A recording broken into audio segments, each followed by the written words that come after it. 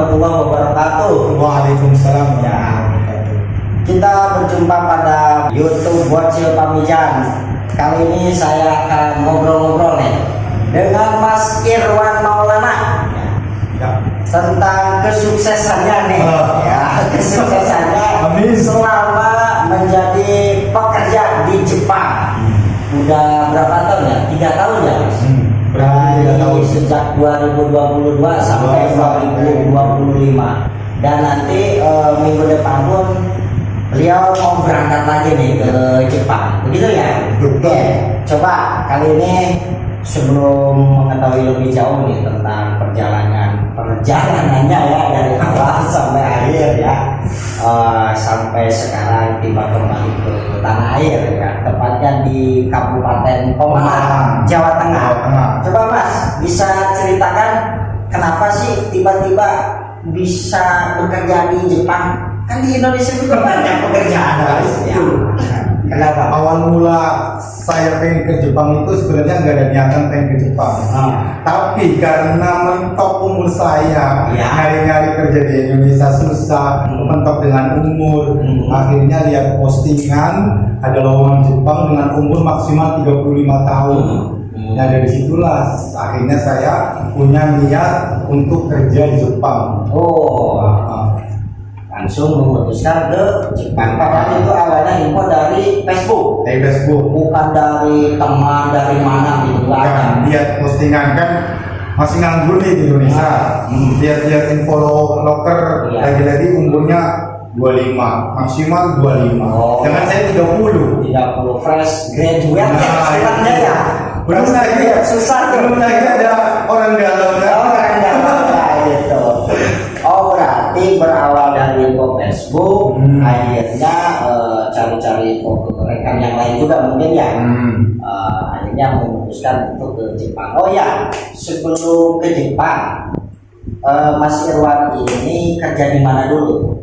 Banyak. Yang terakhir adalah yang terakhir itu saya jadi tukang ojek online. Tukang ojek online, Grab ya? Ya. Jadi ojol. Sebelumnya ojol itu di pabrik teh botol. Apapun minumannya, minumnya teh botol. Makanannya. Salah ya. Kan iklan. Terus ke mana lagi? Kerjaan apa lagi? Ya yang terakhir di pabrik, terakhir di teh botol, kemudian karena corona di PHK, akhirnya bingung cari lowongan sambil nge-grab, sambil jadi ojol, sampai akhirnya ketemu info lowongan ke Jepang. Awal mula nih sebelum ke Jepang kan itu ada prosesnya dulu nih, kayak pelatihan. Itu berapa lama sih pelatihan? Kalau untuk pelatihan bahasa Jepang itu kurang lebih sekitar 4 sampai 6 bulan. 4 sampai 6 bulan? Iya, itu belajar di asrama. Di asrama, daerah mana itu? Di daerah Bandung. Itu benar-benar nih gemulai untuk belajar bahasa? Bener, dari pagi itu kita bangun jam 5. Jam 6 tuh harus lari 3 km. Habis lari, push up, sit up, pokoknya kayak pelatihan militer lah.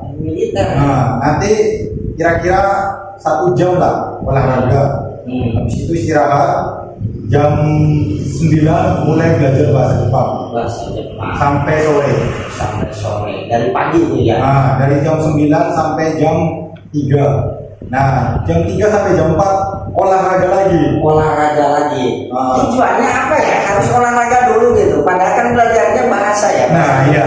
Biar sehat, kuat, berenergi gitu. Jadi kalau kita ke Jepang itu nggak cuma bahasa yang harus dilatih, tapi fisik dan mental kita harus dilatih. Karena di Jepang itu emang benar-benar, padahal di Jepang kan kebanyakan mikirnya robot yang kerja ya. Padahal kita yang jadi robot. Maksudnya kita yang mengendalikan robot gitu. Kita yang jadi robotnya di sana.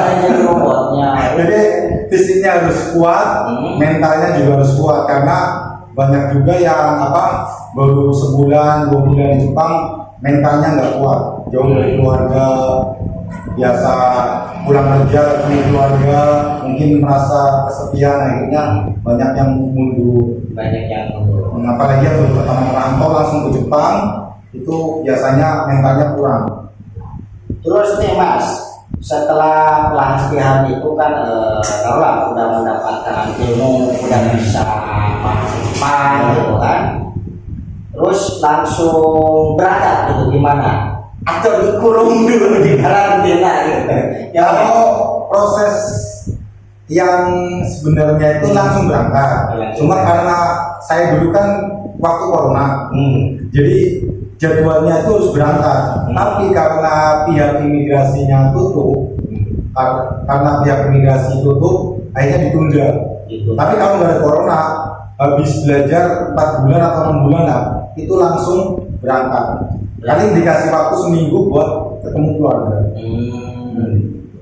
Terus saat berangkat gimana tuh Mas? Awal mula bekerja di Jepang itu ditempatkan di PT mana gitu, perusahaan apa lah gitu, coba diceritakan. Kalau dulu tuh saya pertama kali ke Jepang kerja di pabrik mobil, perakitan mobil truk. Nah, apa itu Isuzu apa? Ya betul. Isuzu. Di perakitan truk Isuzu. Tempatnya di Yokohama. Kira-kira 1 jam lah dari Tokyo. Oh, dari pusat ibu kota ya. Nah, karena saya tuh dulu pertama kali magang, semua yang berangkat ke Jepang lewat magang itu nggak langsung kerja. Jadi di saya itu 1 bulan belajar bahasa Jepang lagi. Belajar bahasa Jepang, belajar tentang kehidupan di Jepang dan budaya-budaya Jepang. Yang ngajarin orang Jepang. Jadi waktu di Indonesia kan belajar yang ngajarin orang Indonesia. Jadi kalau kita nggak ngerti bisa nanya pakai bahasa Indonesia. Tapi kalau udah di Jepang itu belajar 1 bulan itu full orang Jepang, full pakai bahasa Jepang. Jadi mau nggak mau harus ngerti. Oh, jadi nggak ada lagi penerjemah, nggak ada. Nggak seperti waktu kayak di Bandung ya? Ya, nggak. Jadi saya tuh full gurunya, senseinya lah kan, banyak sensei lah. Senseinya itu full mau bahasa Jepang, jelasin budaya Jepang, kayak Jepang. Tapi 1 bulan itu kita udah dihitung kerja. Jadi kontraknya kan dulu kan saya magang 1 tahun. Jadi 1 bulan itu udah dihitung kerja dan itu udah dapat gaji. Udah dapat gaji. Walaupun kita belajar itu udah dapat gaji karena udah dihitung kerja. Berarti kita waktu aktual kerja itu cuma 11 bulan. 11 bulan. Per bulannya selalu digaji rutin gitu ya, setiap bulannya. Nah itu berapa tuh kira-kira saat magang? Kalau dirupiahkan lah kira-kira ya, karena saya dulu magang, jadi gajinya itu masih kecil lah ya. Masih kecil. Nah, kecilnya itu berapa? Kalau nggak ada lembur sama sekali ya, kerja Senin sampai Jumat, Sabtu Minggu libur, itu dapatnya 130.000 yen. 130.000 yen. Ya. Kalau dirupiahkan itu sekitar 13 juta. 13 juta sampai 14 juta. 13 sampai 14. Tergantung kurs. Oh, tergantung kurs rupiahnya. Taruhlah 13 juta aja lah. Ya, itu nggak ada lembur sama sekali. Itu untuk ukuran magang ya. 13 juta. Lumayan ya, 13 juta. Kalau di kita gaji 13 juta itu udah melebihi gaji ASN bro. Ya, gaji ASN luar biasa ya. Iya, mantap ya. Nah, itu terus lanjutin lagi gimana? Setelah magang 11 bulan ya kurang lebih, langsung diresmikan menjadi pegawai gitu. Jadi waktu di pabrik kan emang jatah magangnya cuma setahun, jadi nggak bisa perpanjang. Setahun ya setahun. Kalau mau pilihannya 2, kalau mau lanjut ya harus nyari kerja, kalau nggak mau lanjut ya pulang. Terus bisa lanjut itu gimana? Dengan ada 2 pilihan itu. Kalau di Jepang itu kalau mau pindah kerjaan atau nyari kerjaan baru itu jangan pas habis kontrak. Oh, habis sebelum minimal tuh 3 bulan sebelum habis kontrak kita harus nyari perusahaan baru. Karena dari proses 3 bulan itu kan ada proses wawancara ya. Jadi di Jepang tuh kalau dari kerja udah nggak ada tes tertulis, tesnya cuma wawancara. Wawancara. Iya, kalau kita posisinya di Jepang ya, jadi cuma tesnya wawancara. Nah, dari wawancara itu minimal 1 bulan sebelum bis kontrak itu harus sudah dapat job perusahaan yang baru, harus lolos. Karena dari 1 bulan itu kita visa, terus KTP Jepang atau Zero Cargo itu harus diperpanjang sama perusahaan baru. Nah itu kan waktu magang di Isuzu ya. Nah di Isuzu. Nah ketika melanjutkan lagi pekerjaan, taruhlah jadi pekerja tetap lah gitu ya. Itu perusahaannya baru lagi atau masih baru di tempatnya sama? Perusahaannya baru, yayasannya pun baru lagi. Nah itu apa tuh nama perusahaannya yang baru? Kalau sekarang tuh saya bekerja di peternakan sapi perah. Peternakan sapi perah di perah gitu. Bukan sapi daging ya. Bukan sapi daging. Sapi daging juga ada, tapi saya lebih suka sapi perah. Sapi perah emang mantap ya di perah itu ya. Karena udah berpengalaman. Ya berpengalaman. Ya sapi perah plus peras gitu ya. Oke, sebelum lanjut ke sapi perah dulu nih, coba ceritakan nih Mas, waktu di Isuzu ya, tadi mobil truk ya, mobil truk itu kerjanya kayak gimana sih? Apakah ada persamaan nggak dengan di perusahaan atau pabrik di Indonesia, atau yang pernah Mas Irwan alami lah waktu kerja di daerah Indonesia lah gitu, gimana? Yang sesuai pengalaman pribadi saya, mungkin tiap perusahaan mungkin beda-beda. Cuma sesuai pengalaman pribadi saya, yang saya juga pernah kerja di pabrik otomotif di Indonesia dengan di Jepang, itu nggak jauh beda. Secara kerja itu sama berapa jam? 8 jam lama. Cuma bedanya di Jepang itu benar-benar disiplin. Jadi kan namanya istirahat, kan biasanya kalau di Indonesia kan istirahat pas bel masuk kita baru jalan ke tempat kerja. Nah kalau di Jepang sebelum bel itu harus siap kerja. Jadi ketika bel masuk kita posisinya udah pakai sarung tangan, harus siap-siap kerja. Gitu. Nah kalau di Indonesia bel kita baru jalan kaki.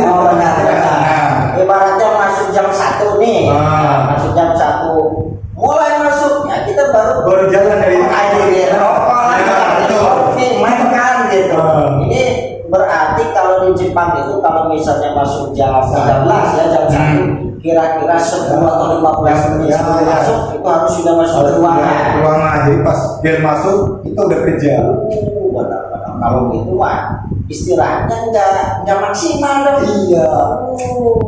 Nggak bisa rebahan. Mungkin kalau di Jepang itu ya mereka kerjanya rajin-rajin lah, orang Jepang ya. Ibaratnya kayak nggak ada yang main HP, nggak ada yang main. Saya selama 3 tahun kerja di Jepang, nggak ada orang kerja Jepang kerja sambil main HP. Apalagi TikTokan gitu ya. Nggak ada yang main HP di jam istirahat. Di jam istirahat, tapi bukan berarti nggak boleh kan? Iya. Bisa jam istirahat, misalnya pekerja TikTokan boleh aja. Gitu ya. Dikira nanti ada sanksi. Ya, kalau jam kerja benar-benar fokus, nggak ada yang main HP. Kayak gitu. Oke lah, terus nih masih di Isuzu dulu ya. Itu kan di otomotif ya. Di otomotif. Nah itu tadi Mas itu kerjanya itu pada bagian apanya sih? Kalau saya itu bagian assembly atau perakitan. Jadi perakitan akhir. Jadi kayak masang roda, masang kepala mobil. Jadi bagian masing-masing. Kalau saya itu dulu bagian masang engine. Gimana? Ya kan pakai conveyor.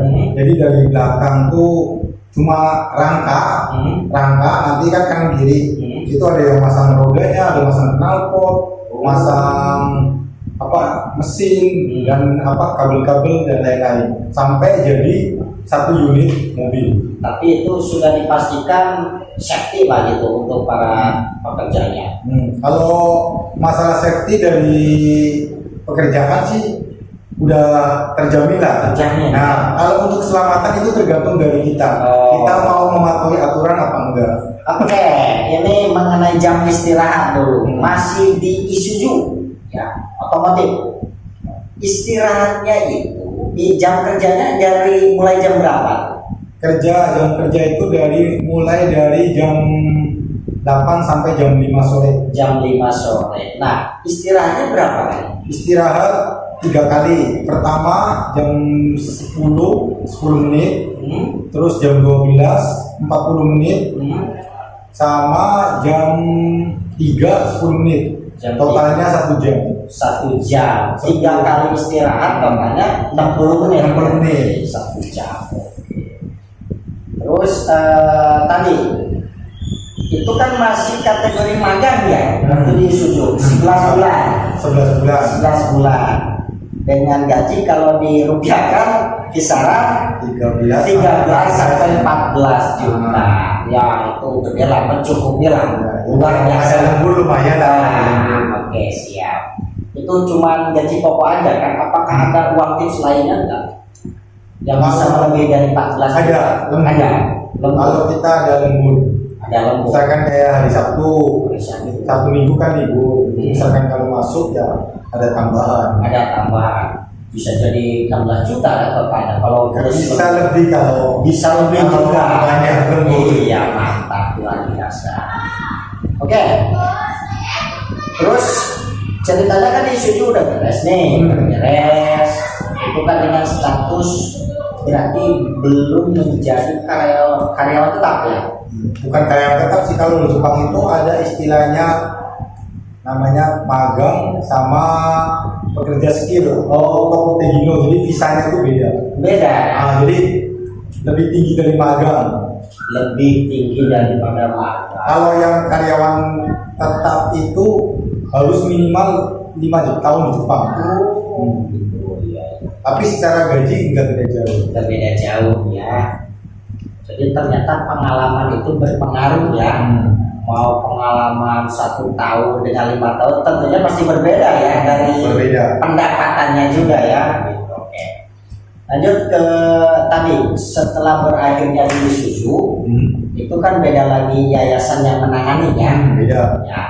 Itu Mas Irwan kenapa sempat berpikir lagi, ya udah deh saya lanjut lagi aja di Jepang. Itu kayaknya betah ya. Enggak sampai kepikiran saya mau balik lagi nih ke kampung, ke Pemalang gitu. Kenapa? Malah pikiran lanjut aja. Berarti memang nyaman ya. Ya dibilang nyaman ya, emang di Jepang nyaman sih. Negaranya aman.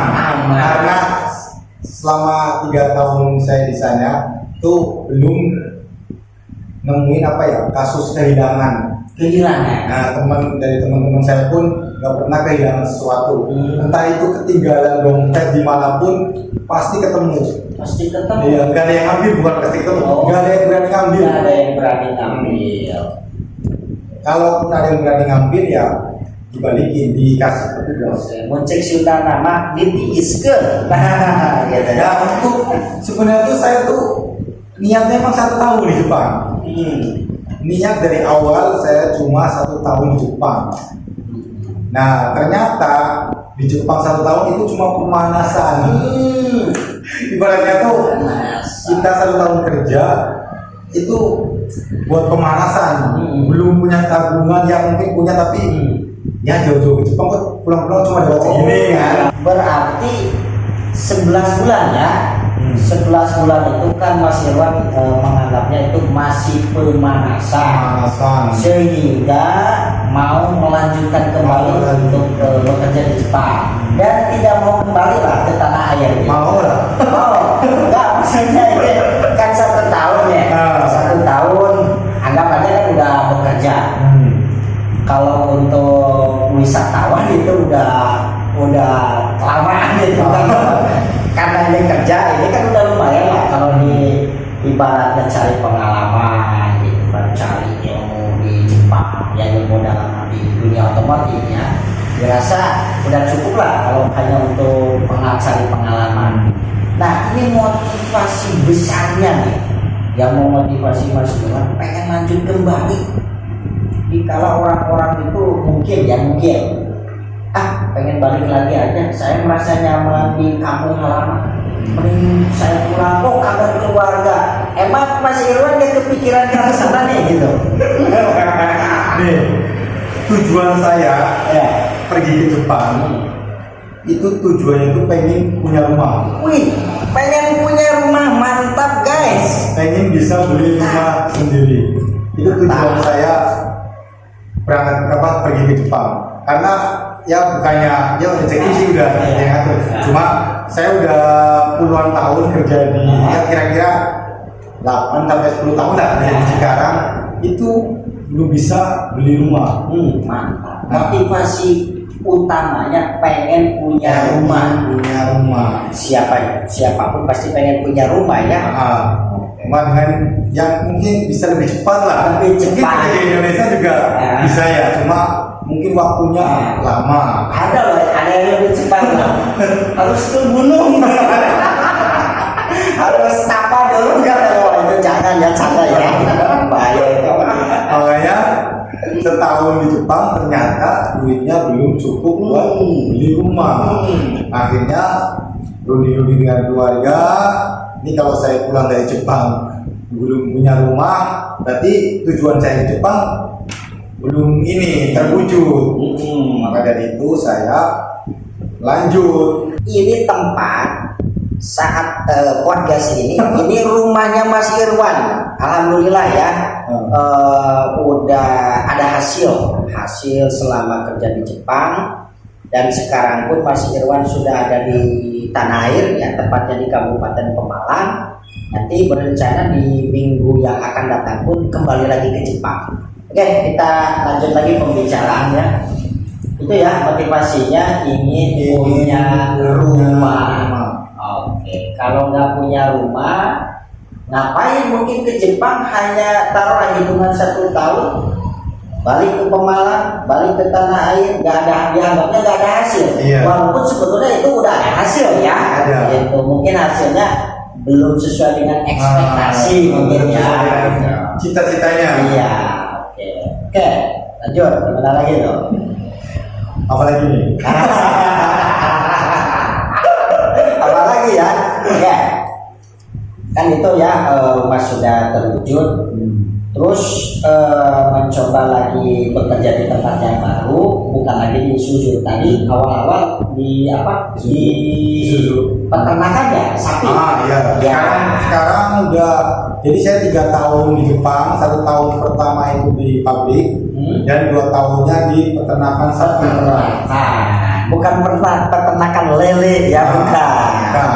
Tapi Sapi perah tuh. Sapi perah, udah berpengalaman nih tentang dunia perahan. Oke, perah ya. Oke. Kalau sapi perah itu berarti tentunya kota pun beda ya, beda wilayah, beda daerah. Itu di kota apa sih? Di tepatnya di kota Kamishihoro di daerah Hokkaido. Coba diperjelas bahasanya apa? Kamishihoro. Hokkaido. Pulaunya Hokkaido. Pulaunya Hokkaido. Pulau Hokkaido. Kalau nama Hokkaidonya mungkin sering terdengar ya, tapi kalau yang Kamishihoro-nya mungkin agak kurang tenar ya. Ya mungkin kalau di pulaunya Pulau Jawa, tepatnya di Pemalang. Kalau itu pulaunya Hokkaido, tepatnya di Kamishihoro. Nah, untuk kabupatennya kali ya? Obihio, Kabupaten Obihio. Kecamatan Kamishihoro. Kamishihoro. Oke. Berarti itu kalau di Pemalang nih, kayaknya itu nggak jauh beda ya. Berarti di daerah taruhlah di daerah pelosok-pelosok mungkin jauh dari kota kan? Jauh dari kota. Karena kan namanya peternakan kan yang bau lah, motor bau itu pasti jauh dari kota. Jadi tempatnya itu nggak punya tetangga. Jadi kayak di lahan yang luas. Nah, di situ puluhan hektar mungkin ya.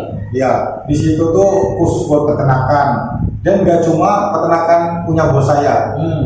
Di situ tuh tetangganya ada yang pertanian, jadi ada yang tanam sayur, ada yang pertanian sayur, terus peternakan sapi di sebelahnya lagi juga banyak. Jadi kayak di daerah itu, kalau misalkan kayak ibaratnya tuh di kawasan kan pabrik, ada pabrik ini, dan itu kawasan tapi peternakan semua. Oh, sapi ya? Nah iya. Sapi. Sama nggak secara waktu dengan di Isuzu 8 jam kerja juga? Kalau untuk jam normalnya ini sama, 8 jam. Cuma kalau di sapi perah itu jam kerjanya sehari 2 kali.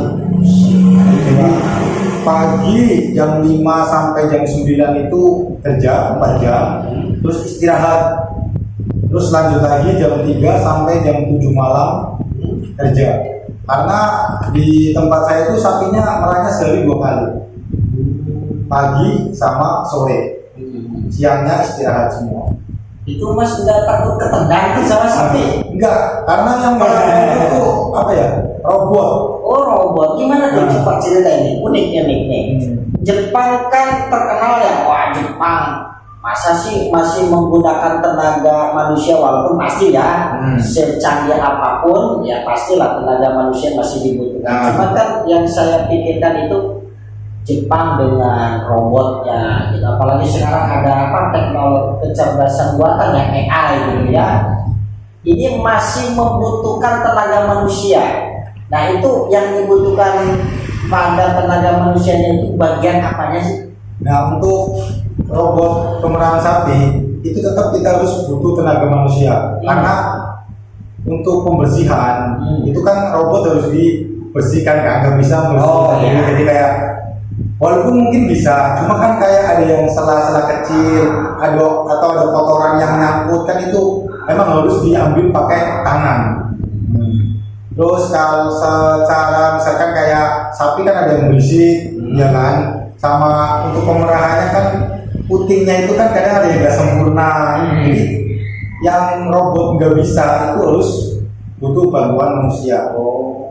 Berarti ada robot yang canggih, ada robot manual apa tadi ini? Robot manualnya sama Mas Irwan. Robot manual nih ya. Oke, terus lanjutin lagi gimana? Terkait tadi butuh ya yang namanya tenaga manusia untuk mengoperasikan kayak misalkan ada yang rusak kan nggak mungkin robot benerin sendiri. Iya. Apalagi kalau ada yang nabrak sensornya kan, namanya robot kan banyak sensor. Pas sensornya kadang namanya sapi berisik, ada yang ketendang, pasti sensornya ada yang goyang, otomatis untuk sensor pemerahannya nggak bisa. Kadang manusia ya kadang ngecek. Oke, ini masalah sapi ini, walaupun tugas utamanya memeras ya, bukan memeras ya, diperah itu sapi gitu. Ya itunya sapi gitu ya. Ini harus disensor masalahnya ya gitu. Selain itu ada nggak tugas lain, misalnya membersihkan kandang, atau mungkin ada yang sakit, walaupun ada yang menangani, ada dokter hewan gitu. Ada nggak tugas lainnya seperti tadi membersihkan kandangnya? Semua, jadi meliputi semua. Nah, dari bersihkan, jadi tugas utamanya itu merah. Jadi merahnya itu biasanya kelar sampai jam 8 sampai setengah 9 lah. Nah, habis itu ngasih makan, bersihin kandang, apalagi kalau ada sapi yang lahiran ya kita sendiri yang bantu lahiran. Ada sapi yang sakit kita yang nyuntik. Jadi berubah jadi bidan juga ya? Bidan sapi. Kalau untuk dokternya itu, kalau misalkan kita udah nggak bisa menangani, misalkan kayak ada kelainan dari kandungan sapi, ya kan misalkan kayaknya apalah ini kita ambil, misalkan kayak ada yang aneh lah, sapi ini kok aneh, nggak kayak sapi yang lain, itu biasanya manggil dokter sapi. Nah, untuk jumlah sapinya nih di tempat Mas Irwan kerja itu ada berapa sih semuanya? Kalau jumlah total sapinya itu sekitar 400-an. 400-an. Nah, tapi yang diperah itu sekitar 300 sampai 350. Karena kan sapi yang hamil, terus anak sapi itu kan dari perah. Oh iya. Nah, jadi kandangnya itu beda. Beda. Nah, untuk sapi perah itu kan produksinya bukan berarti hanya di dalam negeri, di Jepang aja kan, pasti diimpor juga kan ke negara lainnya. Itu Mas Irwan tahu nggak itu diimpor ke negara mana aja gitu? Kalau untuk Yang Mas Irwan tahu gitu kemana? kurang tahu ya, cuma kalau sapi, karena kan di perusahaan saya kan tugasnya cuma produksi Produksi. meras sapi. Untuk produksi susunya itu diambil dari perusahaan lain ambil. Nah, jadi 2 hari sekali ada perusahaan lain yang ngambil susu di perusahaan saya. Ibaratnya ada mitra lain lah. Nah, ya, jadi untuk diekspor kemana-mana kita nggak tahu. Benar, Nah, ya. kita cuma produksi menampung susu sapinya, nanti yang produksi kemasannya di perusahaan. Oke, berarti diekspor kemana, diimpor kemana, keluar negara lain, yaitu beda lagi urusannya ya. Beda perusahaan lagi. Beda perusahaan. Oke. Nah, di peternakan sapi, taruhlah di tempat sapi, Isuzu tadi kisaran di angka 13 ya, 13. Kalau ada lembur bisa lebih dari itu, bisa sampai 15, 16, bahkan 17 juta. Kalau di tempat sapi itu berapa per bulannya? Kalau di peternakan itu saya pakainya per jam. Per jam, itu jangan. Iya, biasanya kalau peternakan, pertanian, terus apalagi ya, pokoknya peternakan, pertanian itu biasanya di Jepang pakainya per jam, nggak pakai per bulan. Per jam berarti? Kalau per jamnya itu ya rata-rata kalau di tempat saya itu 1000 yen lah. 1000 yen. Berarti berapa? Ya sekitar 100 sampai 110.000 110.000 per jam. Per jam 110.000. Ya kalau dihitung-hitung sih nggak jauh beda sih sama. Nggak jauh beda, ya, ya, lebih sedikit lah. Ya lebih. Kalau per hari mah, iya mungkin nggak jauh beda. Kalau per jam mah jelas. Oh beda, jauh gitu. Benar. Oke. Berarti kalau taruhlah dihitung 100.000 per jam, kalau dalam 1 bulan bisa kisaran berapa? 20-an ya? Iya, 20-an ya. Mantap. Alhamdulillah lah. Alhamdulillah. Ada hasil. Kembali lagi. Cuma manfaat. Iya, ini luar biasa nih. Saya katakan ini tenaga kerja Indonesia ya. Pahlawan devisa ya. Kapan lagi aman sapi dapat? Iya, pahlawan devisa. Walaupun di kampung juga sebetulnya sapi banyak ya. Itu tapi ini sapi yang ada di Jepang benar-benar bisa apalah merubah nasib Mas Irwan ya, sampai bisa memiliki rumah yang kebetulan rumahnya ya ini. Alhamdulillah. Ya ini tempatnya gitu, alhamdulillah. Oke. Mengenai masalah pekerjaan saya rasa sudah cukup lah memberikan pengetahuan bagi para pemirsa, termasuk bagi saya sendiri. Ternyata pekerjaan yang ada di Indonesia dengan di Jepang pada dasarnya sama aja ya, sama aja. Yang membedakan mungkin ya tadi terkait masalah kedisiplinan waktu gitu. Ini bukan berarti ngomongin masalah di negara kita nggak disiplin ya. Yang disiplin banyak juga ya di negara. Sebenarnya mungkin di Indonesia tuh secara peraturan ya disiplin, cuma tergantung orangnya. Ya kembali lagi ke orangnya sebetulnya ya. Makanya kan secara peraturan mah harus disiplin. Iya, disiplin. Cuman tadi pas nyontohin tuh pas di awal-awal, ibarat kata masuk jam 13, kita mah jam 13 masuk ya baru jalan, baru mengakhiri. Kalau di Jepang masuk jam 13 umpamanya jam 1 ya 10-15 menit sebelumnya sudah ada di rumah lagi ya, sudah ada dalam keadaan siap gitu kan. Oke, itulah diantara bedanya. Mungkin perbedaan lainnya ya dari segi apalah gaji ya, pendapatan ya. ada perbedaannya bisa sampai berapa persen ya kalau persentase mungkin kisaran sampai 50% ada ya 30% berapa ya? Dua kali tiga kali lipat ya UMR Jakarta lah. Ya oke 2 sampai 3 kali UMR Jakarta. Baik yang di Isuzu maupun yang di sapi itu ya. Jadi yang di Jepang itu beda kayak di Indonesia ya. Di Indonesia tuh kalau mau kayak di kota sama di kampung kan UMR-nya beda ya. Kalau di Jepang rata. Oh rata. Jadi mau kerja di kota, mau kerja di desa itu gajinya nggak jauh beda. Nggak jauh beda. Tapi tetap ada perbedaan, cuma nggak terlalu signifikan. Kayak misalkan di Tokyo itu UMR-nya sekitar 17 sampai 20 juta lah. Tapi kalau di kampung itu ya 15 sampai 17 juta. Jadi paling selisihnya 1 juta 2 juta lah. Iya. Nah, untuk persoalan pekerjaan dari mulai pendapatan, dari mulai lama kerja, dari mulai waktu. Oke lah, saya rasa cukup lah untuk membahas masalah ini. Coba Mas, ini nih yang saya tanyakan di negara Jepang. Ini beda lagi ya pembicaraannya ya. Taruh masalah pekerjaan selesai nih. Di Jepang ini dengan di Indonesia masalah kenyamanan hidup. Walaupun masalah kenyamanan hidup balik lagi gimana kitanya ya.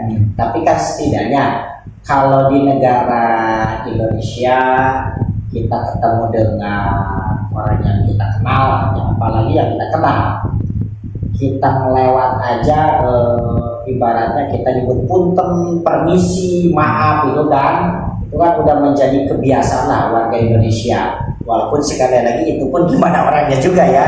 Cuma ada kita kebiasaan kita yang memang mengharuskan demikian.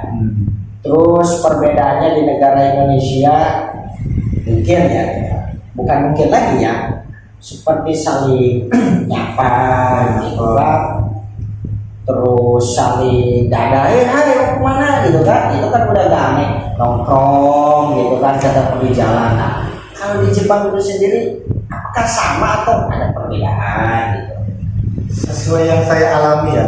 Jadi orang Jepang itu orangnya emang bener introvert ya. Jadi nggak sosialisasi hablum minanasnya itu kurang. Hablum minanasnya kurang ya. Berarti individualistik. Individualisme. Jadi bahkan sama tetangga pun itu jarang nggak pernah ngobrol.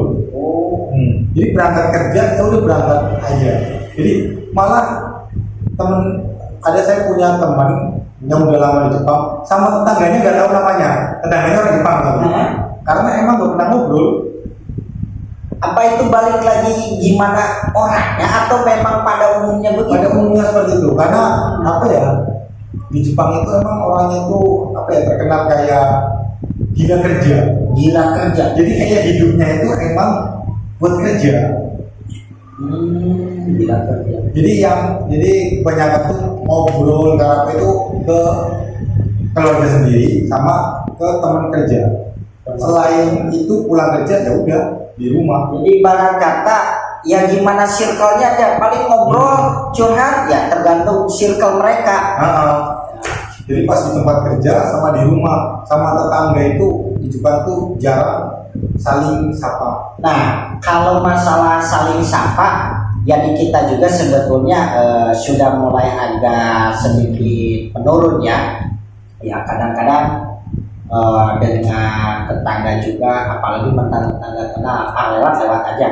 Memang sih yang saya rasakan di hampir setiap kampung juga sudah mulai begitulah, apalagi yang muda-muda biasanya lewat aja. Ya mikirnya saya nggak kenal, gitu kan?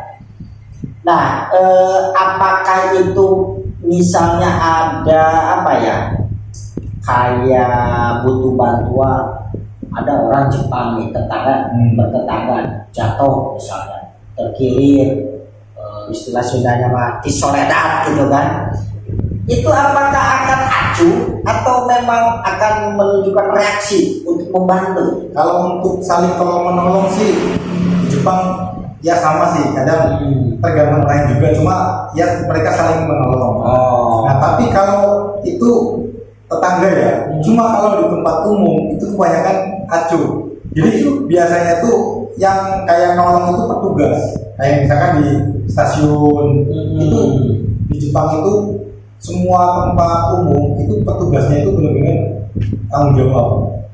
Dari segi apapun pasti apa namanya gercep lah, Gercep ya. baik petugas maupun pihak kepolisian itu di Jepang tuh gercep dalam menangani kasus. Pernah bisa Mas Irwan contohkan nggak? 1-2 contoh aja. Yang dimaksud gercep di sini itu seperti apa coba dari pihak petugas itu? Jadi kayak saya pernah nih naik apa bis, jadi kan yang itu, jadi di Jepang orang tua pakai kursi roda pun kemana-mana sendiri. Kursi roda sendiri? Iya sendiri. Jadi emang ketika mau naik bis itu ada bis khusus, itu langsung petugasnya ngambil kayak apa papan, tapi papan itu buat naik ke bisnya. Mau bis mau kereta itu di setiap pintu bis atau kereta itu udah disediain papan dan petugasnya langsung, kalau misalkan dilihat dari jauh ada, jadi kayak apa ya, tempat nunggunya itu ada yang khusus buat yang apa disabilitas. Nah kayak gitu. Jadi otomatis petugasnya kalau ada yang nunggu orang pakai kursi roda itu langsung dibantuin sampai masuk ke dalam, sampai keluarnya pun diturunin sama petugas. Makanya jadi di Jepang tuh orang-orang tua maupun anak kecil TK itu kemana-mana sendiri aman. Aman ya. Tingkat keamanannya bagus ya, tingginya. Di kita juga bagus. Alhamdulillah ya. Kita harus akui di kita juga bagus. Cuman di Jepang memang Lebih bagus. gitu maksudnya ya. Gitu ya. Dan kita harus bangga dengan negara kita ya. Ini bukan upaya apa membanding-bandingkan ya. Ya semoga bisa semoga yang baik bisa ditiru. Tipikal orang Jepang itu kan individualistik. Kata Mas Irwan tadi, hablum minanasnya ya, hubungan antar manusianya itu kan kurang. Kan? Kalau yang nggak kenal ya. Ya, kalau yang nggak kenal gitu kan. Bahkan antar tetangga saja ya seperti ada di kita ya, biasanya yang perumahan ya, itu mungkin seperti itu kayak perumahan ya, apalagi perumahan yang elit ya, perumahan yang subsidi aja kadang-kadang iya kan ya, perumahan yang subsidi aja kadang-kadang antar tetangga kurang begitu kenal ya, apalagi yang perumahan elit ya, elit kan hidupnya cuma keluarga caranya mungkin kayak gitu. Berarti gambarannya kayak gitu ya, kayak gitu, jadi pergi kerja pulang udah sama keluarga gitu. Mas, saya dengar nih, benar gak nih? Di Jepang itu katanya lagi krisis laki-laki, benar gak sih? Benar gak? Atau itu hoax itu beritanya? Kalau itu sih hoax ya. Hoax ya? Oh, hoax. Nah, atau memang katanya nih, saking krisisnya sehingga pemerintah Jepang seolah-olah meminta tenaga kerja dari Indonesia khususnya untuk didatangkan ke Jepang. Benar nggak kayak begitu? Kalau itu benar. Benar. Jadi di Jepang itu memang kekurangan tenaga kerja. Makanya di Jepang itu kan semua serba robot karena kekurangan manusia. Makanya saya heran kalau di Indonesia apa-apa serba robot itu salah. Kan banyak pengangguran, ngapain pakai robot? Nah, kalau di Jepang wajar. Pelayan robot, ini robot karena kekurangan manusia. Makanya di Indonesia yang apa-apa serba robot, kasihan yang nganggur lah. Oh iya. Jadi jangan ikut-ikutan Jepang, di Jepang aja apa robot, karena di Jepang kekurangan orang. Oh itu. Berarti itu benar ya? Benar. Makanya apa ya? Kalau kita posisi di Jepang, itu lowongan kerja banyak sebenarnya. Kalau kita posisinya di Jepang ya, kita mau pindah nyari-nyari kerja itu banyak lowongan kerja. Kalau bisa posisinya di Jepang. Gitu. Terus nih, kemarin kan sempat ngobrol nih Mas Irwan ya. Oh tadi katanya di di Jepang itu kehidupan ya dengan lawan jenis ya, muda-mudi lah terutama ya, kalau di kita yang belum menikah, kata Mas Irwan itu ya enjoy aja, bebas. Gak ada orang yang usil julid, gak ada gitu. Gak ada. Ya padahal kan kalau secara agama gitu, aturan agama gitu kan jelas itu salah gitu kan. Masa sih orang yang belum menikah udah ngamar, udah tinggal bersama, apalagi ngamar ya maaf ya. Ya itu kalau di Jepang itu biasa-biasa saja ya. Biasa aja, ya. Malah apa ya, di Jepang itu kalau sebelum nikah ada yang memang tinggal bareng tapi tujuannya menikah. Jadi ada teman saya dulu waktu di Isuzu, orang Jepang, dia tuh udah tinggal bareng sama pacarnya, tapi habis itu menikah dan tinggal bareng juga. Ada juga yang emang sekedar tinggal bareng tapi gak ada tujuan nikah. Ya, ada tujuan nikah. Waduh, kayaknya pengen yang enaknya doang itu banyak. Karena gini nih, orang Jepang yang emang nikah, dia kan berarti pengen punya keturunan. Tapi kalau yang nggak nikah itu nggak apa-apa tinggal bareng. Nah, cuma jangan sampai punya anak. Karena kalau saya punya anak nggak diakui negara, kalau ada apa-apa nggak dapat bantuan. Oh begitu. Kayak di kita mungkin nggak bakal dapat bansos sih bener. Tapi kalau misalkan hamil, dia mau nikah, tapi nggak kayak di sini, ibaratnya kayak hamil. Ya kalau kita udah hamil duluan terus nikah ya biasa aja. Malah banyak yang ibaratnya kayak sebelum nikah itu mereka udah pada hamil, atau yang udah punya anak terus tiba-tiba belum nikah ada. Nanti ibaratnya kalau mau nikah ya bisa nikah. Jadi masyarakat asli ya, terutama masyarakat asli orang Jepang, bukan perantau lah, pendatang kayak Mas Irwan asli orang Indonesia, itu biasa-biasa aja ya. Biasa aja, bukan dianggap sebuah aib gitu ya.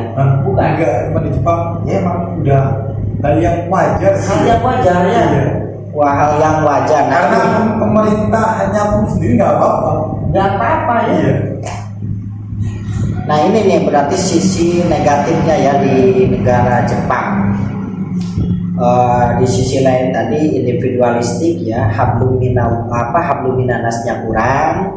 Termasuk hal ini juga ya, pasangan muda-mudi tinggal bersama tanpa ikatan pernikahan itu di negara Jepang bukan sebuah masalah, artinya bebas ya. Kalau di kita kan tentu itu larangan, larang keras, bisa rame Digerebek ya, bisa digerebek.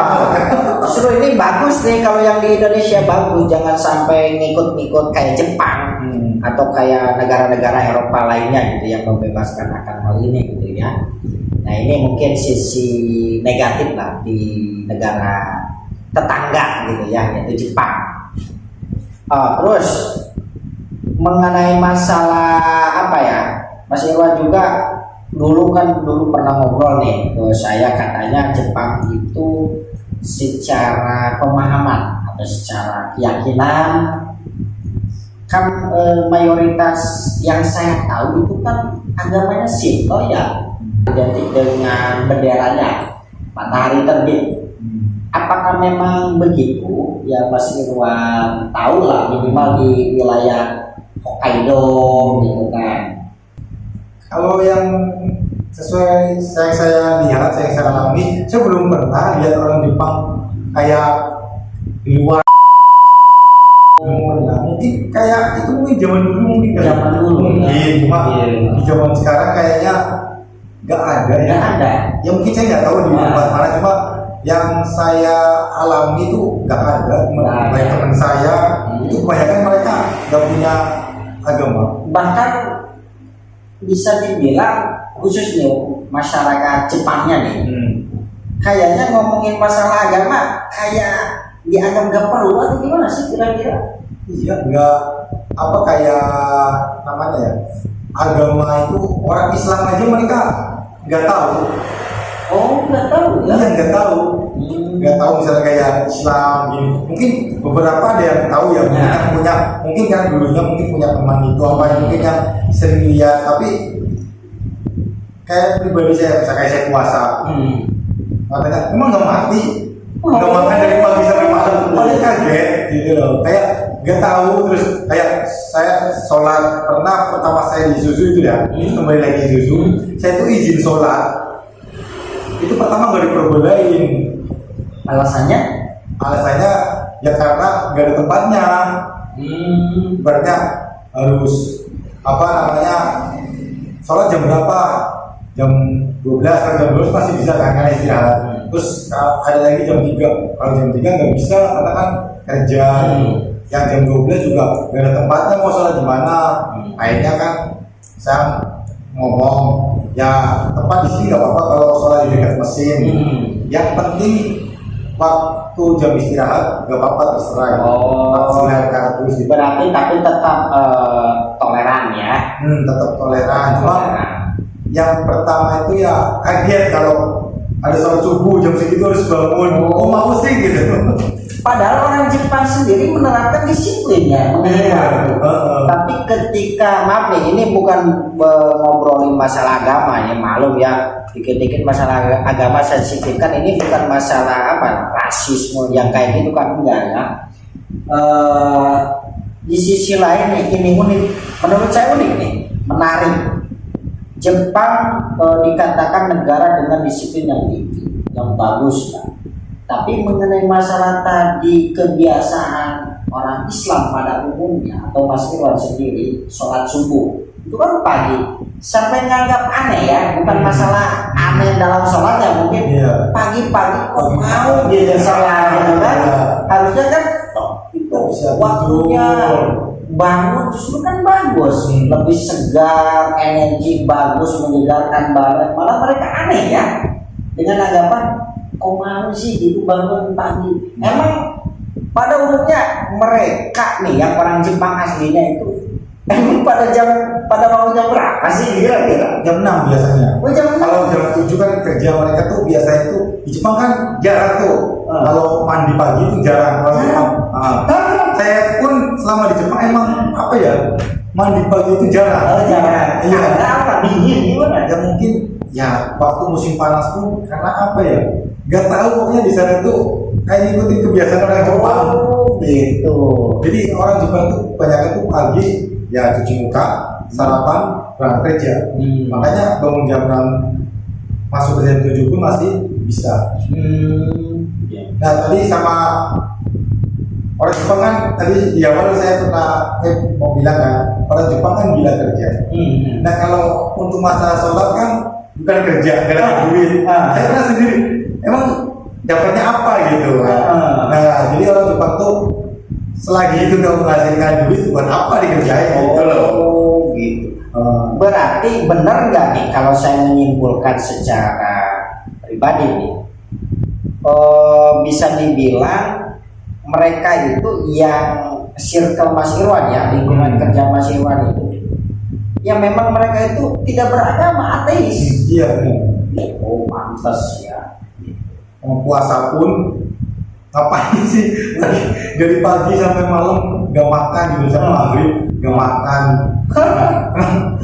Dapat duit apa gitu maksudnya. Jadi mungkin itu secara bercanda ya, bercanda ya. Ya candanya begitu ya. Ya biasalah sesama teman kan kita sering bercanda. Maksudnya nih diluruskan nih, teman-teman Mas Irwan nih yang udah dekat nih, orang Jepang nih, yang asli orang Jepangnya. Ketika Mas Irwan kemarin di bulan puasa, ngapain sih puasa dari pagi sampai maghrib lah, mendekati malam lah, taruh malam gitu ya, maghrib. Capek-capek ngasihin uang juga kagak ya, sambil ketawa gitu ya. Karena yang memang mereka apa ya, ya ateis ya, tidak paham ke arah sana gitu kan. Bahkan dianggapnya ngapain sih berlama-lama nahan lapar mungkin gitu ya. Kalau ada makanan minuman ya udah aja sikat gitu, sikat bersih gitu ya. Gitu. Nah itu nih di kita kayaknya nggak ada nih ya, apapun agamanya, baik ya Muslim ya Islam ya Katolik, Protestan, Hindu, Buddha, Konghucu. Kan kalau di negara kita benar-benar memegang teguh prinsip agamanya ya, sesuai dengan keyakinan yang diyakininya. Kalau di Jepang ya biasa-biasa aja ya itu agama ya, karena banyak kan yang punya agama, jadi kayak gitu tuh aneh gitu. Aneh ya. Dia tuh aneh, ngapain sih mau kayak gitu gitu. Jadi pikirannya ngapain kita diatur-atur oleh agama mungkin ya. Iya. Tapi bukan berarti mereka bebas sebebas-bebasnya ya. Ya, walaupun ateis, tetap kan tadi di sisi lain dalam urusan kerja disiplin. Tapi dalam hal ini ya mereka juga kurang bagus, kayak tadi seolah-olah ngapain sih bangun subuh kepagian mau-maunya gitu kan. Orang-orang mah tidur ini bangun gitu harus sholat subuh gitu kan. Bagian sholat subuh gitu kan, karena badan juga yang subuh keberangan. Oke, ini menarik lagi nih Jepang nih. Terus masalah apa nih? Terkait timnas Indonesia nih. Ya, jadi nyambungnya ke timnas Indonesia nih ya. Nanti kan timnas Indonesia main nih dengan Jepang. Ya. Sebelumnya kan di Senayan ya di Jakarta. Nanti kita tandang nih ke Jepang. Di Osaka. Di mana? Osaka. Di Osaka. Stadion Osaka. Itu gimana tuh reaksi orang-orang Jepang terhadap apa ya? Persepak bola Indonesia mungkin dalam pertandingan kualifikasi Piala Dunia ini gimana? Kalau untuk pertandingan kayak gitu sih, baik antara orang Jepang sama orang Indonesia sih gak ada masalah ya, karena ya gak ada perselisihan ya, karena supporternya itu ya yang dukung ini maksudnya gak ada misalkan orang Indonesia mau main di Jepang jadi kayak musuhan gitu. Enggak, itu masih ya enjoy lah. Iya, bagus lah gitu. Bahkan di hari pertama penjualan tiket Indonesia Jepang itu sold out sama orang Indonesia. Sama orang Indonesia ya. Bahkan ada yang nggak kebagian di tempat orang Indonesia.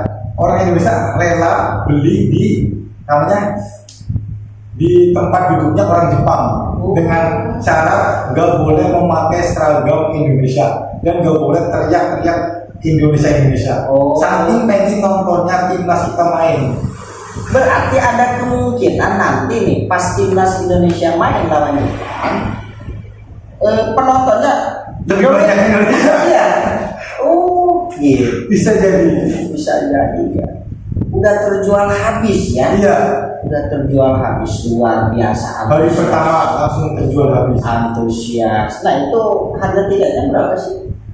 Kalau yang paling murah itu di belakang itu sekitar 10.000 yen atau 1 juta rupiah. 1 juta paling murah.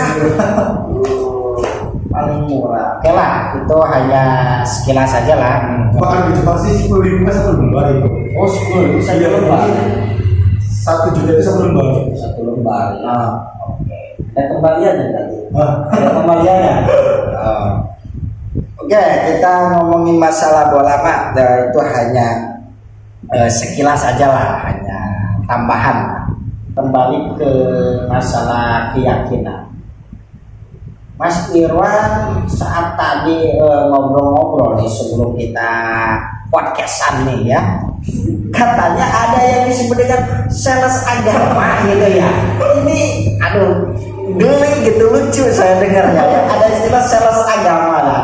Ini sales agama ini istilah Mas Irwan sendiri yang ciptakan ya, bukan berarti istilah yang harus dipiralkan gitu kan, bukan ya.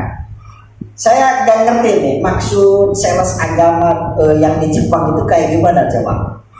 Oke, jadi sebenarnya itu sales ibarat istilah orang-orang Indonesia yang kita jadi kan biasanya kalau kita nongkrong itu kan kalau di Indonesia kan ditawarin brosur rokok, brosur TV, brosur hijau ya kan. Nah, saya pernah nongkrong itu disamperin sama 3 cewek Jepang. Mereka ngobrol dari mana, anaknya siapa, kerjanya di mana. Nah tapi karena saya dan teman saya ya takut jadi saya jawabnya itu nggak jujur.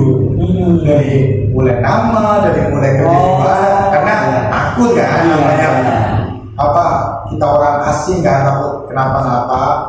Coba kita menghargai lah mereka ngajak ngobrol. Nah setelah diajak ngobrol, ternyata kita disodorin brosur, dan ternyata brosur itu kita disuruh nyembah. Jadi ada agama yang ibadahnya itu nyembah. Nah dari situlah kita menamai ini orang sales agama karena nawarin agama. Oh begitu. Tapi secara mayoritas yang Mas Irwan tahu, khususnya di lingkungan kerja, justru banyak yang ateis ya, gitu. Ateis toh, justru yang beragama sedikit Pak. Kalau di Indonesia jangan sampai lah ateis. Karena negara kita kan Pancasila, ketuhanan yang Maha Esa, berarti ya kita harus percaya kepada Tuhan yang Esa. Kita harus memeluk salah satu agama gitu kan. Kalau yang Islam misalnya, yang Kristen, Buddha, Hindu, Konghucu gitu ya. Kalau di Jepang malah yang kebanyakan ateis ya. Belum Jepangnya sendiri ya. Oh gitu. Bisa ceritakan lagi nggak lah? Pokoknya saya bingung nanya apa lagi gitu lah tentang Jepang lah.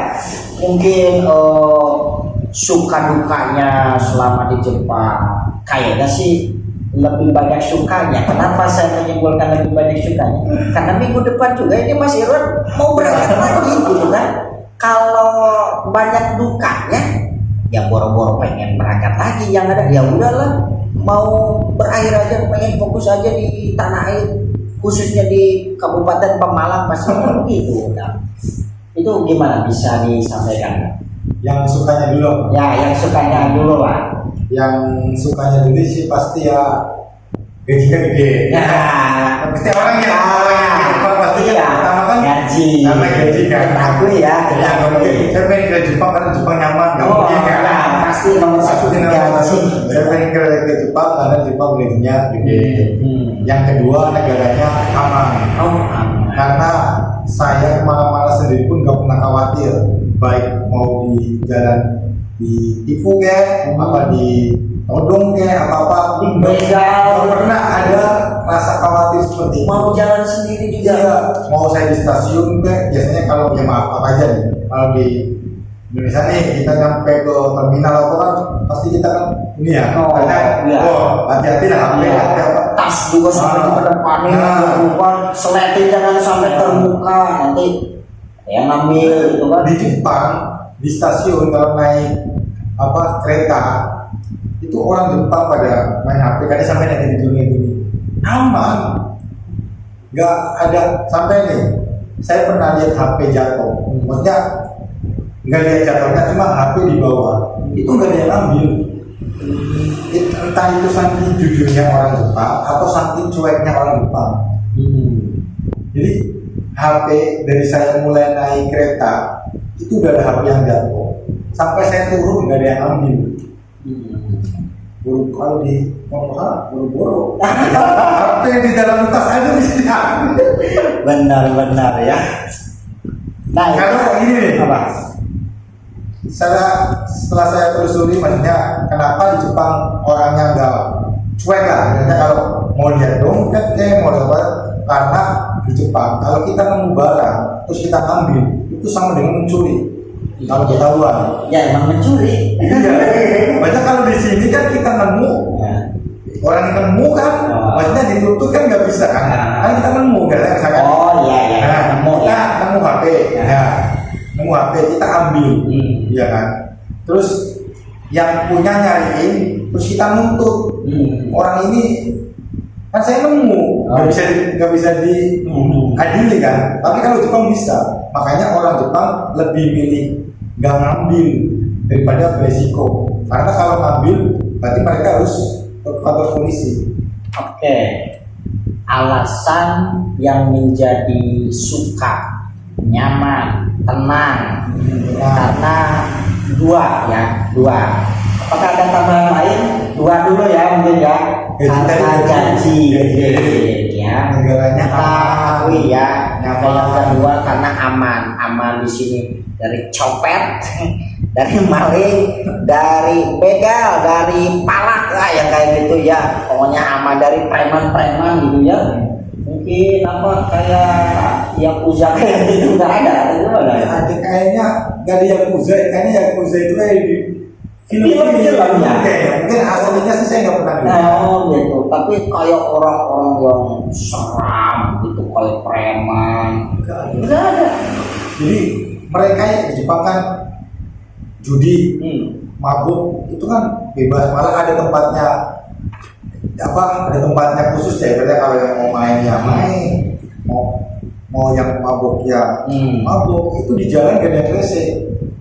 Tapi dalam artian bebas berjudi, bebas miras juga bukan berarti sembarangan di tempat umum juga kan. Iya. Ada tempatnya, difasilitasi ya. Kalau di kita kan boro-boro, kadang selongkoyongan, jalan di pasar, kadang-kadang kan. Kalau mereka walaupun salah ya, seolah-olah negara malah memfasilitasi, tapi di Jepang itu dalam artian nggak ada ya yang sembarangan mabok gitu kan, berjudi di sembarang tempat ya. Ada tempatnya lah gitu. Atau mungkin nggak, Mas Iwan pernah lihat gitu, pernah orang yang mabuk sempoyongan jalannya di tempat umum gitu. Pernah. Oh ada. Tapi ya sebagian, dan orangnya nggak, ya mereka tuh cuma tidur di jalan tuh banyak. Cuma nggak rese, nggak ganggu orang. Jadi mereka tuh mabok, sempoyongan ibaratnya, tapi nggak pernah ya ganggu orang lah, enggak ganggu orang. Oke, itu ya alasan pengen di Jepang karena gaji gede sehingga mau berangkat lagi. Yang kedua, aman. Nah ini nih kuncinya, aman. Kalau udah aman ya amin gitu kan, nyaman akhirnya, alhamdulillah. Sama fasilitas di Jepang itu ya kayak apa? Fasilitasnya tuh kayak jalan-jalannya tuh bagus. Ya fasilitasnya tuh nggak ada yang rusak lah ya, bagus. Kayak tempat nunggu kereta, nunggu apa itu nyaman lah. Jadi makanya di Jepang tuh kebanyakan kan pakai kendaraan umum karena ya fasilitasnya nyaman, enak, aman. Nah, makanya kalau pemerintah nyuruh kita pakai kendaraan umum tapi fasilitasnya nggak nyaman, ya salah. Kita nyamani dulu fasilitasnya, dan kita dulu baru nyuruh rakyatnya pakai kendaraan umum. Nah ini masukan ya, ini masukan nih, kritik ya, saran nih ya. Jangan dipendam di YouTube gara-gara ini. Wajar ya masukan. Boleh menggunakan fasilitas umum katanya masyarakat ya, rakyat. Tapi bagusin dulu ya fasilitasnya itu ya, menunjang gitu, nyaman, rapi gitu ya. Berarti Jepang walaupun negara ya negara otomotif lah gitu kan, yang bikin motor, mobil, justru rakyatnya malah banyak menggunakan kendaraan umum ya, ketimbang pribadi. Karena alasan itu fasilitasnya lengkap. Kemana-mana malah lebih enak pakai kendaraan umum. Tapi ongkosnya nggak murah-murah juga kan? Iya, mahal ya. Gitu. Berarti kalau kita kebalik ya, malah ya bagus sih, di sisi lain kemajuan ya, berarti punya di sisi lain kemajuan, kebutuhan juga mungkin ya di setiap rumah kita ada aja lah yang punya motor pasti, bahkan ada yang 2, ada yang 3 gitu. Semua nggak boleh punya motor. Nggak boleh punya motor. Nggak ada yang. Bos saya nggak punya motor. Sekelas bos loh. Bosnya nggak punya motor. Nggak punya motor, punya mobil. Tapi punya. Tapi dia seringnya menggunakan fasilitas umum. Kayak dulu di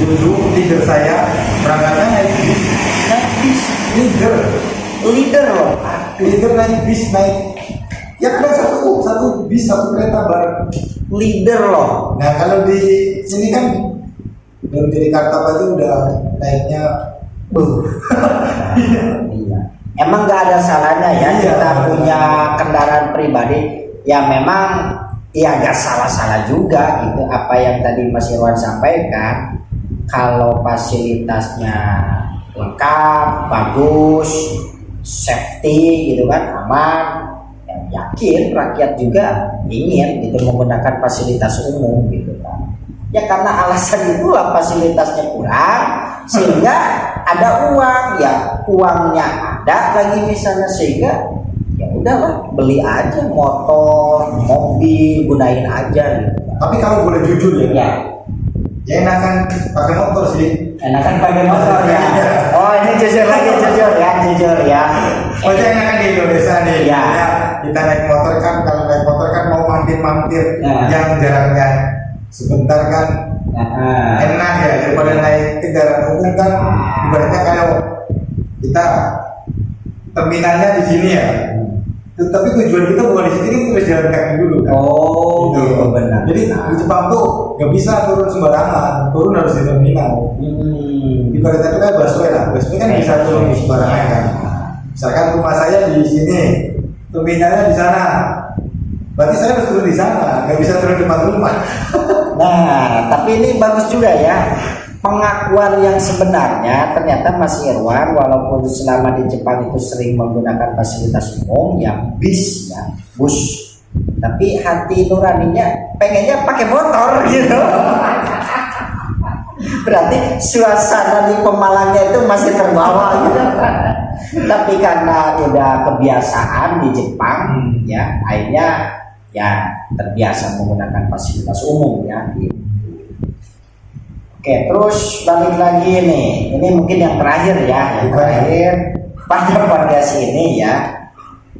Apakah tadi kan suka dan duka. Mengenai sukanya itu ada dua ya. Ada tiga sih tadi. Ada tiga. Nah ini mengenai dukanya itu gimana sih Pak? Dukanya itu ya yang pasti dialami semua anak rantau ya di luar negeri ya.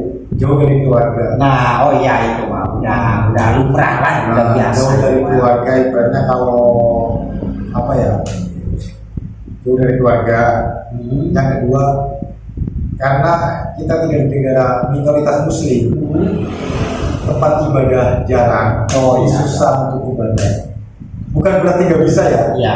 Ibadah bisa, cuma susah karena ketika kalau di Indonesia nih kita kerja.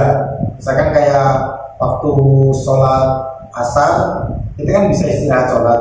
Kalau di Jepang nggak bisa karena mau sholat ya nunggu istirahat, jam istirahat karena nggak ada istirahat sholat. Nah ini menarik, sholat 5 waktu selain di hari Jumat sholat 5 waktunya. Ini ada lagi nih pembeda nih yang sholat Jumat. Kalau sholat 5 waktu oke lah, bisa di tempat kerja gitu, yang penting tempatnya bersih lah gitu kan, bersih terus nyaman gitu kan, enak gitu, sehingga kita bisa sholat. Kalau yang Jumat itu di mana tuh sholatnya? Nggak sholat. Yang diganti zuhur gimana gitu? Oh, itu terus-terusan gitu. Emang kalau harus nih seandainya nih harus cari masjid dari tempat kerja, itu berapa lama atau berapa kilometer sih? Kalau dulu waktu saya di kota itu harus naik bis dan kereta kira-kira 2 jam. 2 jam. Dan itu kan hari Jumat, karena hari Jumat kan kerja. 2 jam. Bayangkan di tempat kerja cari masjid kurang lebih 2 jam. Kira-kira Pemalang ke mana ya? Brebes. Pemalang Brebes berapa puluh kilo? 100 kilo? Ya sekitar sekian. 150 kilo ada ya? Saya 100 kilo. 100 kilo. Mau sholat Jumat aja harus perjalanan kurang lebih 2 jam atau 100 kilometer jarak. Kalau di kita, wah, maaf nih, yang Islam ya yang mayoritas. Masjid musola di mana-mana, ya. Masjid juga banyak gitu. Kitanya aja gitu yang malas. Sama kayak saya malas nih. Aduh, masjid di mana-mana ya. Nah inilah perjuangan WNI ya, warga negara Indonesia yang tinggal di, bukan yang tinggal ya sama ya, kerja di Jepang, tinggal dalam arti sementara tinggal di Jepang ya karena tuntutan pekerjaan. Ini benar-benar walaupun kedengarannya sedih ya mengenai masalah ibadah, khususnya cuma harus cari masjid itu susah ya karena saking jauhnya itu yang disebabkan minoritas. Iya, jarang. Kalau di Indonesia kan kayak tiap desa pasti punya masjid, pasti malah lebih dari satu lah. Lebih dari satu, benar. Misalnya kayaknya satu kabupaten satu. Ini mah kalau di Jepang bisa diibaratkan satu masjid, satu kabupaten satu masjid gitu. Atau paling banyak 3 lah, satu kabupaten 3 masjid ya. Luar biasa benar ya. Oke. Apakah ada yang perlu disampaikan untuk para pemirsa nih? Barangkali nih yang nonton podcast ini ada yang pengen ke Jepang gitu kan. Nah kalau menyimak nih dari awal, pastinya ini plusnya, ini minusnya gitu kan. Mungkin ada yang perlu disampaikan sekarang.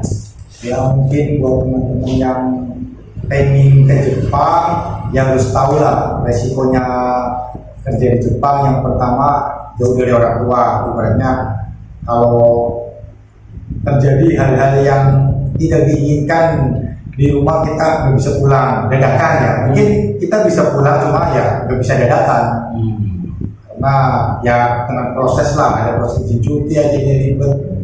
Nah terus kayak masalah ibadah itu susah, bukan nggak bisa ya, susah. Ibaratnya mungkin yang di Indonesia aja yang ibadahnya gampang, jarang dilakuin, apalagi ya susah ya kan.